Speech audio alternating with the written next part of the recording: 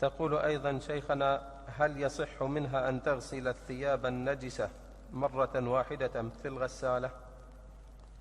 رجعنا للغسالة. هذه مسببة قضية عند الناس.